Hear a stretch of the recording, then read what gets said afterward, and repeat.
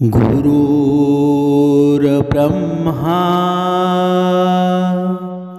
गुरुर्विष्णू गुरुर्देव महेश्वरा सद्गुरु साक्षात परब्रह्मा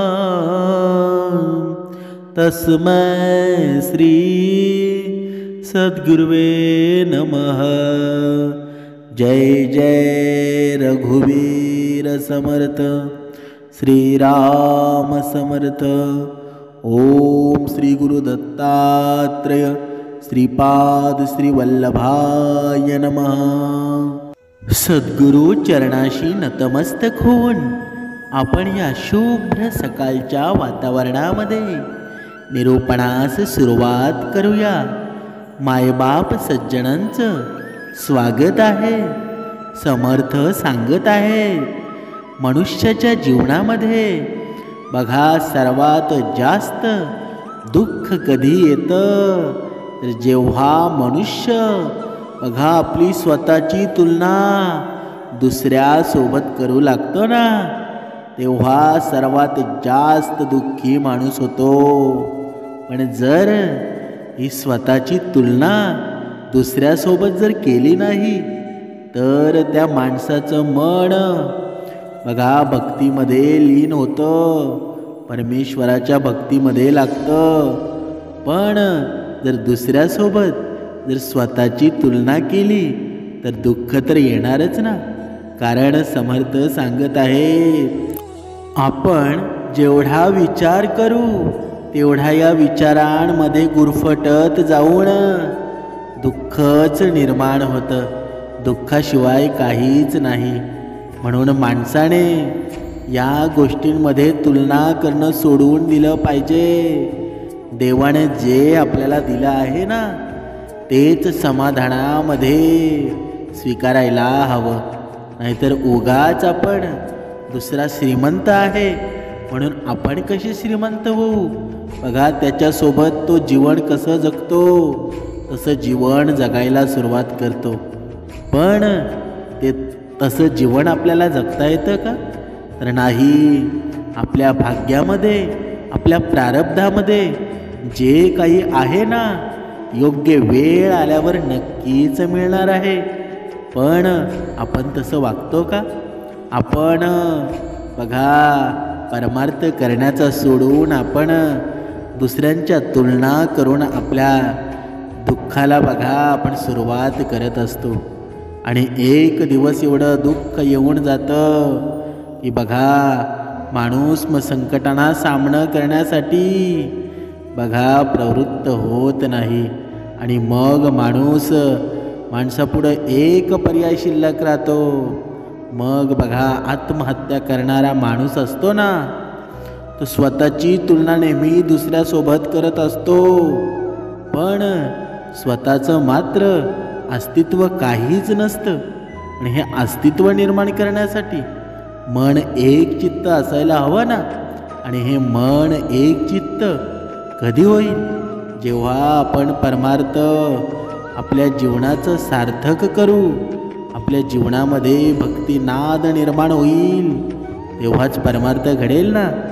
जोपर्यंत हा मन आपल्या ताब्यात येत नाही, ही भावना आहे, हा अहंकार रूपी रावण आहे, जोपर्यंत आपण कायमचा नष्ट करत नाही तोपर्यंत सुख जीवनात येईल का?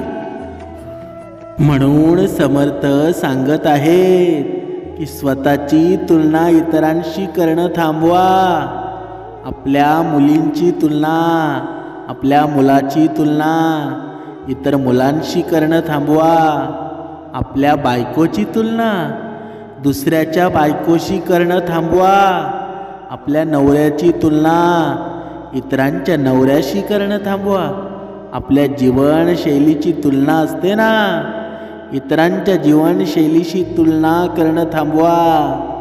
बघा तुमच्या जीवनामध्ये सुख आल्याशिवाय राहणार नाही।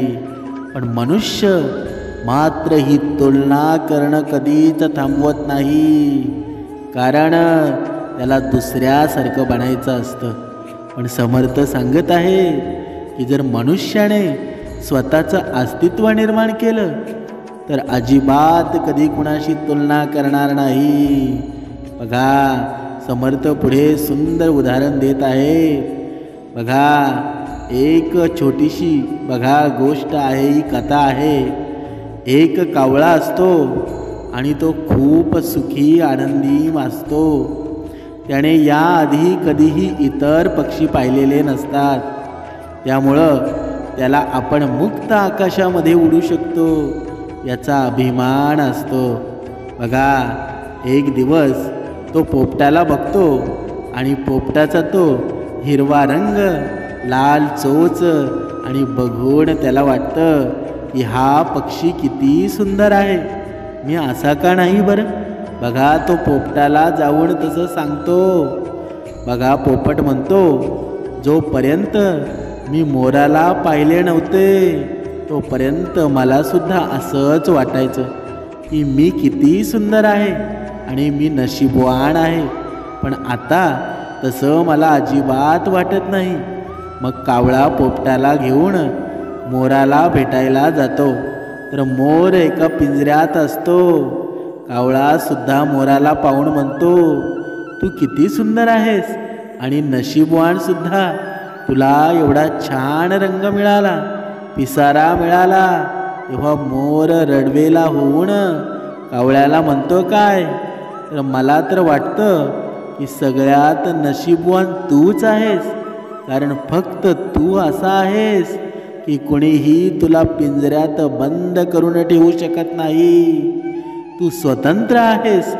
हे ऐकून कावळ्याला कळतं तो किती नशीबवान आहे. बघा, आणि समाजात असं आपल्या प्रत्येकासोबत घडतं.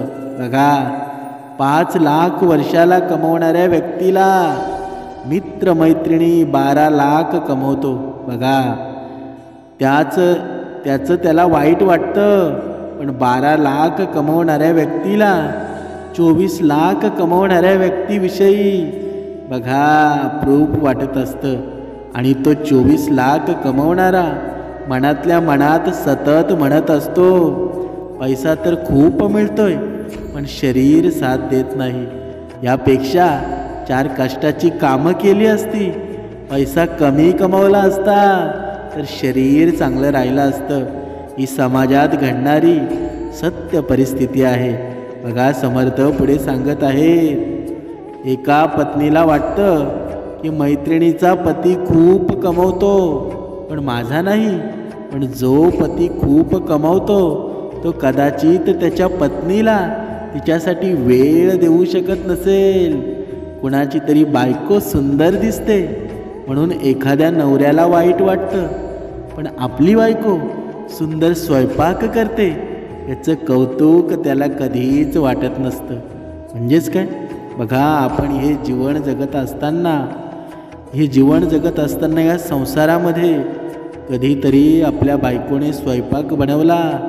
बघा, तिला भलेही चांगला स्वयंपाक बनवता येत नसेल, पण तरीही तिच्या तोंडावर तिची बघा वाहवा करा, तिचं गोड कौतुक करा. बघा, तो क्षण असतो ना किती सुंदर जातो. कारण महिलांना त्यांच्या तोंडावर केलेलं कौतुक असतं ना, ते तुम्ही लाख रुपये दिलेल्यापेक्षा कितीतरी पटीने बघा सुंदर असतं.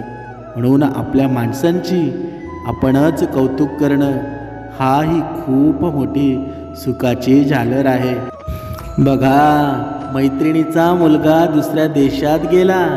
यामुळं एका आईला स्वतःच्या मुलाच्या बाबतीत वाईट वाटत असावं, पण आजारपणामध्ये आपला मुलगा एका हक्केसरशी आपली सेवा करायला हजर असतो याचा विचार ती कधीही करतच नसावी. बघा, तुलना आणि स्पर्धा यात आजचे विद्यार्थी अति तणावाखाली जीवन जगत आहेत. बघा, थॉमस अल्वा एडिसन यांचं तुम्ही नाव ऐकलेलं असेल.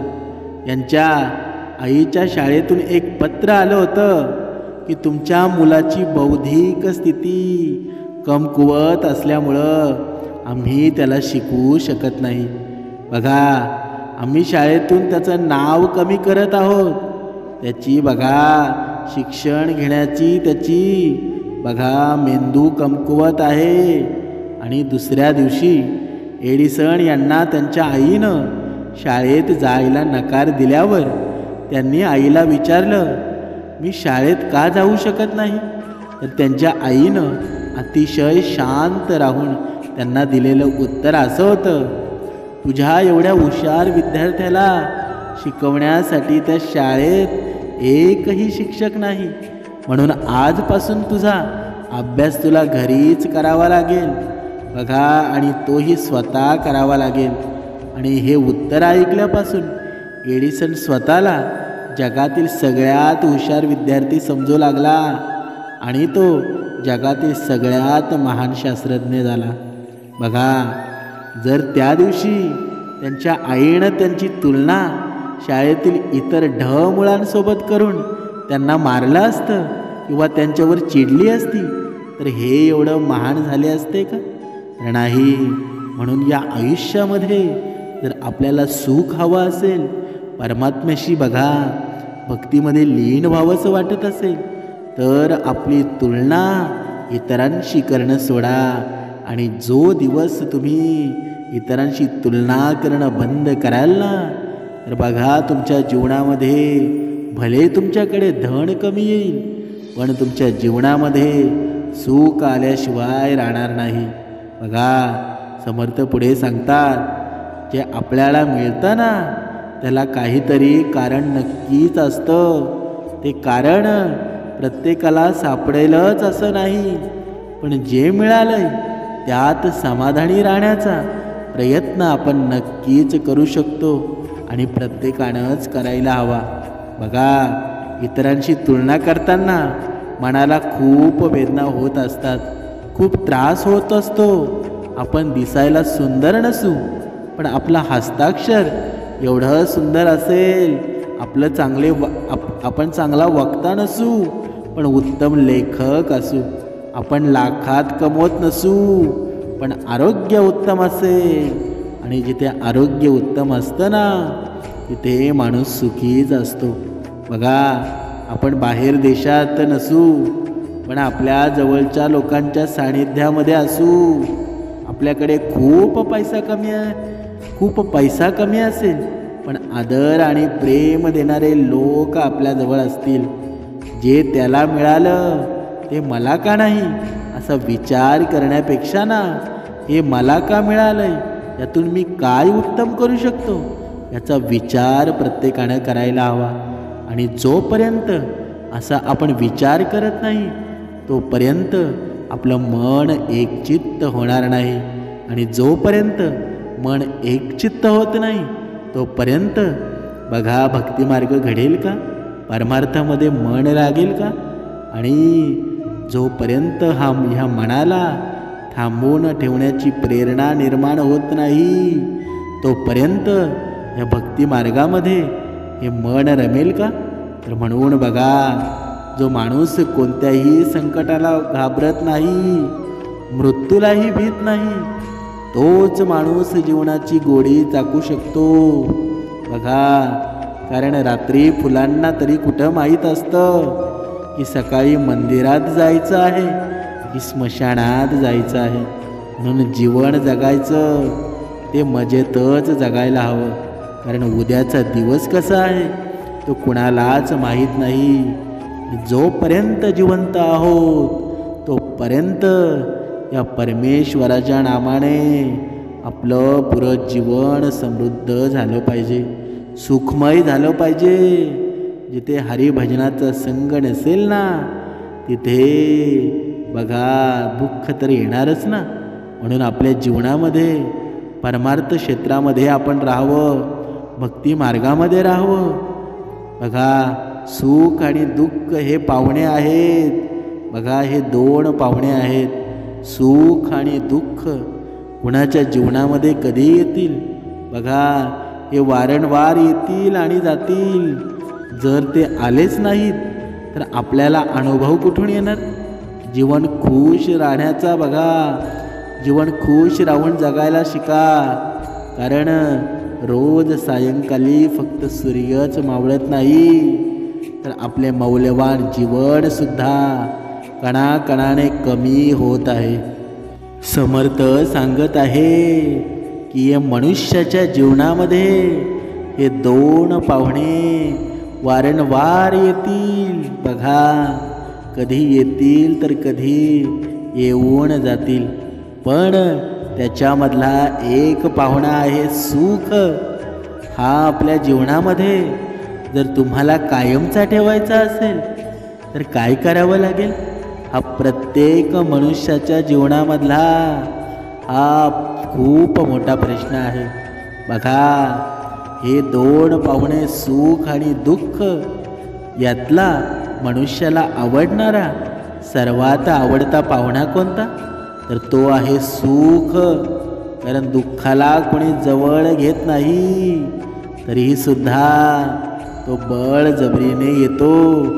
तो काय येतो बरं? त्याची येण्याची लक्षणं काय आहेत बघा. म्हणून समर्थ सांगत आहे की जर तुमच्या घरामध्ये, जर तुमच्या जीवनामध्ये सुख हा पाहुणा यायचा असेल तर काय करावं लागेल आपल्याला? तर त्याला एक उपाय आहे की सद्गुरू चरणामध्ये आपण लीन झालो पाहिजे बघा. या वैखरीमध्ये राम नाम निघालं पाहिजे बघा. या चराचरामध्ये आपल्याला भगवंताची सेवा घडली पाहिजे, दर्शन घडलं पाहिजे. तेव्हाच हा सुखकारी पाहुणा आपल्या घरामध्ये कायमचा येऊन जाईल. पण या माणसाचं मन मात्र दुःखाच्या आहारी गेलेलं असतं. हा दुःख देणारा पाहुणा असतो ना, तो कायमचा येऊन बसतो, पण सुखाला मात्र तो थारा देत नाही. पण हा दुःख पाहुणा घालवायचा असेल तर बघा, श्रीरामांची भक्ती करावी लागेल, उपासना 2 वेळची करावी लागेल, आणि मनातला अहंकारी राक्षस बाजूला सोडून सद्गुण विचारांची बघा विचार आपल्याला आपल्या जीवनामध्ये निर्माण करायला लागतील. तेव्हाच म्हणजे काय? म्हणजे समर्थांनी दिलेली आज्ञा हीच सर्वश्रेष्ठ मानून आपल्याला भक्ती मार्ग करावा लागेल. समर्थ सांगत आहे की मीपणाची धुकं दाटली ना की जवळची माणसं सुद्धा दिसत नाहीत. म्हणजेच काय? म्हणजेच आपल्याला प्रिय असणाऱ्या आणि ज्यांना आपणही प्रिय असतो अशी माणसं आपल्याला दुरावतात, आपल्यापासून दूर निघून जातात. ती फक्त आणि फक्त आपल्या मीपणा या अहंकारी भावनेनेच. म्हणून मीपणा म्हणजे अहंकार. जेव्हा हा अहंकार आपल्या मनामधून दूर निघून जाईल तेव्हाच हा दुःख असणारा पाहुणा आहे ना, तो निघून गेल्याशिवाय राहणार नाही. म्हणून समर्थ सांगत आहे की माणसाने स्वाभिमानी असावं पण अहंकारी असू नये. पण स्वाभिमान आणि अहंकार यामध्ये खूप पातळ लाईन असते.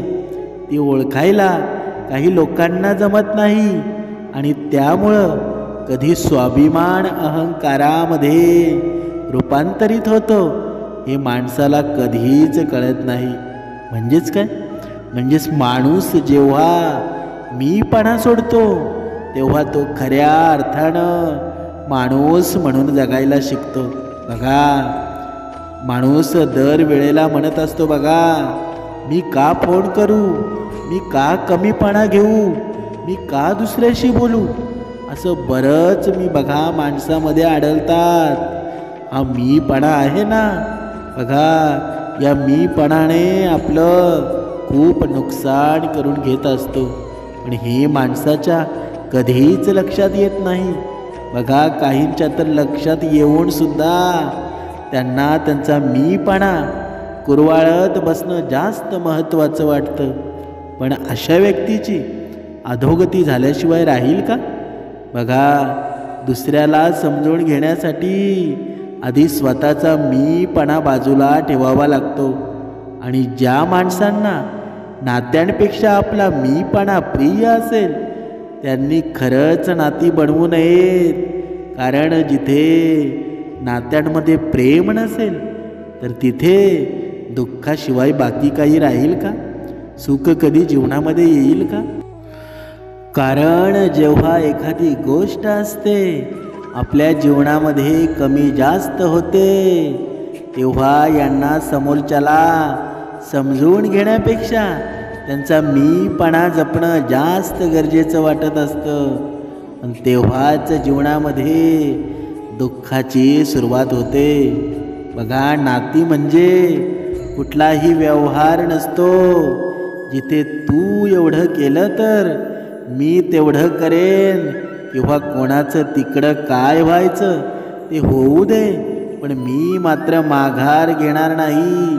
कारण मी बोलतोय तेच बरोबर आहे. म्हणजेच काय? म्हणजेच नुसतं प्रत्येक गोष्टीमध्ये मी जर केलं ना तर ही नाती कधीच गोड होणार नाही. आणि हा मीपणा, अहंकार जेव्हा जाईल तेव्हा श्रीरामाचा दास होऊन जाईल. पण हे माणसाला कळतं का? बघा, कोणतीही गोष्ट आपण नात्यात मोजून मापून करत नसतो. प्रयत्न हे दोन्ही बाजूनं असणं गरजेचं असतं. म्हणजेच काय? म्हणजेच कोणत्याही नात्यामध्ये अहंकार नावाची कीड आली ना की ती कीड नातं जास्त काळ टिकू देत नाही. कारण नातं म्हणलं की समजून घेणं आलं आणि काही वेळी माघार सुद्धा घेणं आलं. जिथे बघा नवरा बायकोचं नातं असतं, संसाराच्या दोन्ही चाकांच्या बाजू सेम असतात का? बघा, कधी पुढचा चाक पुढे जातो, कधी मागचा चाक पंक्चर होतो. पण जर एका चाकावर गाडी चालते का? तर नाही. संसाराची दोन्ही बाजू असतात ना ती समांतर कधीच नसतात. पण त्यांना समतोल होण्यासाठी नवरा बायकोने प्रयत्न करायचे असतात. आणि ज्यांचे हे प्रयत्न सफल होतात तेच आयुष्यभर एकमेकांना साथ देतात. आणि ज्यांचे हे प्रयत्न असफल होतात ते बघा त्यांचं नातं असून सुद्धा दुःखच असतं. म्हणून हे जीवन जगताना आपण आपली नाती बघा एवढी श्रेष्ठ निर्माण करावीत की तिथे सुख निर्माण व्हावं. नात्यांमध्ये कमीपणा घेणं हे देखील त्याचाच एक भाग असतो. पण या गोष्टी अहंकारी माणसात नसतात. त्यामुळं अहंकारी व्यक्तीला समोरच्या माणसांची कदर राहत नाही. आणि त्याचमुळं माणसांची मनं देखील दुखावली जातात. आणि काही चांगली नातीसुद्धा तुटायला वेळ लागत नाही. म्हणून नात्यांची कदर करायला शिका. कारण नात्यांचा गोडवा आहे ना तो आयुष्यामध्ये आनंद निर्माण करत असतो. जे आहे त्याला सर्वश्रेष्ठ माना, नाहीतर कधी काळ येईल आणि घेऊन जाईल तुला सुद्धा कळणार नाही.